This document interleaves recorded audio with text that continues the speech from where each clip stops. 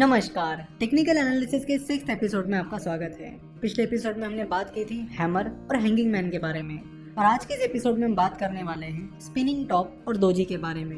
Last lecture में हमने बात की थी कि हैमर और हैंगिंग मैन क्या इंडिकेट करते हैं और उनके इंडिकेशंस को देखकर आप मार्केट में क्या पोजीशन ले सकते हो। उसी तरह आज हम देखेंगे कि स्पिनिंग टॉप और दोजी आपको क्या इंडिकेशंस देते हैं। स्पिनिंग टॉप कुछ इस तरह दिखते हैं। स्पिनिंग टॉप की बॉडी बहुत ही छोटी होती है, कुछ इस तरह। जैसे कि हैमर और हैंगिंग मैन ने हमें कई सारे इंडिकेशंस दिए थे कि आपको मार्केट में कब एंट्री करनी चाहिए। हैमर और हैंगिंग मैन फॉर्म होने के बाद मार्केट किस ओर जा सकता है, लेकिन स्पिनिंग टॉप ऐसे कोई इंडिकेशन नहीं देते हैं। तो स्पिनिंग टॉप क्या इंडिकेशंस देते हैं, चलो देखते हैं। स्पिनिंग टॉप हमें बताता है कि मार्केट में बियर्स ने एंट्री की थी, जिसकी वजह से वो स्टॉक लो की तरफ भागता चला गया। साथ ही उस स्टॉक में बुल्स ने भी एंट्री की थी, इसलिए वो स्टॉक हाई की तरफ भागा।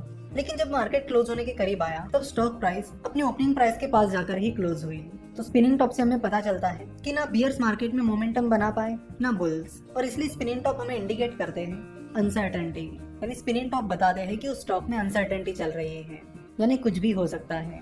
तो स्पिनिंग टॉप हमें रिवर्सल या उस जैसा कोई क्लियर इंडिकेशन नहीं देते हैं, वो बस बताते हैं कि उस स्टॉक में अनसर्टेनिटी है।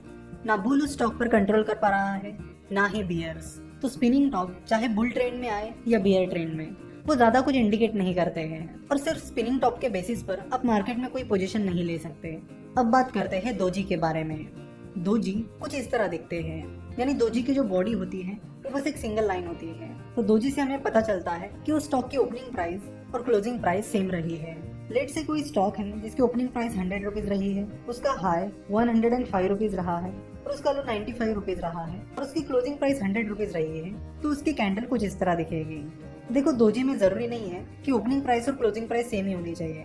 अगर उनमें थोड़ा सा डिफरेंस भी है तो चल जाता है। जैसे कि अगर ओपनिंग प्राइस 99.5 रुपीज है और क्लोजिंग प्राइस 100 रुपीज है, तो इतना डिफरेंस चल सकता है। तो स्टॉक की ओपनिंग प्राइस और क्लोजिंग प्राइस, इसका डिफरेंस बहुत कम होना चाहिए। और अगर ओपनिंग प्राइस और क्लोजिंग प्राइस सेम है तो और भी बढ़िया, क्योंकि दोजी की ओपनिंग प्राइस और क्लोजिंग प्राइस सेम होती है, इसलिए दोजी में कलर मैटर नहीं करता है कि वो ग्रीन कैंडल है या फिर रेड कैंडल है। तो चलो देखते हैं कि दोजी हमें क्या बताते हैं। तो दोजी हमें बताता है कि बियर्स ने उस स्टॉक में एंट्री की थी, जिसकी वजह से वो स्टॉक लो की तरफ चला गया था। साथ ही उस स्टॉक में बुल्स ने भी एंट्री की थी, जिसकी वजह से वो स्टॉक हाई की तरफ भी गया था। लेकिन दिन खत्म होते होते उस स्टॉक की प्राइस अपनी ओपनिंग प्राइस के पास जाकर ही क्लोज हुई। यानी दोजी भी हमें बताता है कि उस स्टॉक पर ना बियर कंट्रोल कर पाया ना ही बुल्स। तो दोजी भी हमें अनसर्टेनिटी इंडिकेट करता है। तो सिर्फ दोजी के बेसिस पर आप मार्केट में कोई पोजीशन नहीं ले सकते। दोजी में कुछ और भी पैटर्न्स होते हैं, चलो उन्हें भी समझते हैं। तो जो दोजी इस तरह दिखता है उसे ग्रेवस्टोन दोजी कहा जाता है। ग्रेवस्टोन दोजी की ओपनिंग प्राइस, क्लोजिंग प्राइस और लो प्राइस सेम होती है। और जो दोजी कुछ इस तरह दिखते हैं उन्हें ड्रैगन फ्लाई दोजी कहा जाता है। ड्रैगन फ्लाई दोजी की ओपनिंग प्राइस, क्लोजिंग प्राइस और हाई प्राइस सेम होती है। अगर आप ग्रेवस्टोन दोजी की बात करोगे तो उस पर्टिकुलर स्टॉक में बुल्स ने एंट्री तो की थी, लेकिन बुल्स अपना मोमेंटम बना नहीं पाए और फाइनली वो स्टॉक अपनी ओपनिंग प्राइस पर जाकर ही क्लोज हुआ। वही ड्रैगन फ्लाई दोजी में बियर्स ने एंट्री तो की थी, लेकिन बियर्स अपना मोमेंटम नहीं बना पाए और आखिर में वो स्टॉक अपनी ओपनिंग प्राइस के पास जाकर ही क्लोज हुआ।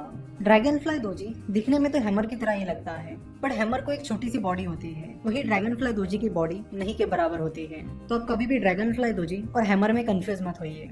तो चाहे वो स्पिनिंग टॉप हो या फिर दोजी हो, वो कोई बुलिश ट्रेंड या फिर बियरिश ट्रेंड प्रेडिक्ट नहीं करते हैं। वो आपको ऐसा कोई इंडिकेटर नहीं देते हैं जिससे आप मार्केट में एंट्री या एग्जिट ले सको। वो बस आपको बताते हैं कि मार्केट में अनसर्टेनिटी है। तो लास्ट लेक्चर में हमने देखा था कि हैमर ने हमें कुछ इंडिकेशंस दिए थे, जिसके बेसिस पर हम मार्केट में कुछ पोजीशंस ले पा रहे थे।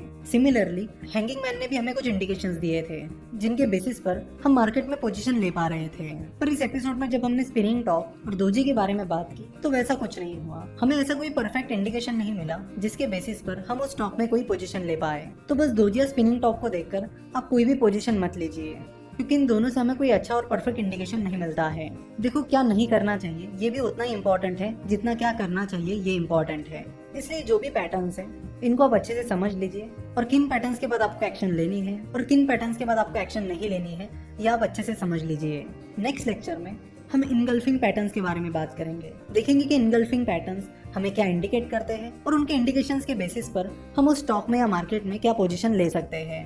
आशा करता हूँ कि आपको आज का एपिसोड पसंद आया होगा। हमसे जुड़े रहने के लिए आप हमें फेसबुक, ट्विटर और इंस्टाग्राम पर फॉलो कर सकते हो। रिसेंटली हमने इंस्टाग्राम पर कई सारे अपडेट्स करना शुरू कर दिया है, तो आप हमें वहाँ पर जरूर फॉलो कर सकते हो। और जानकारी के लिए आप हमारी वेबसाइट www.finnovations.com विजिट कर सकते हो। हमसे जुड़े रहने के लिए आपका बहुत बहुत धन्यवाद।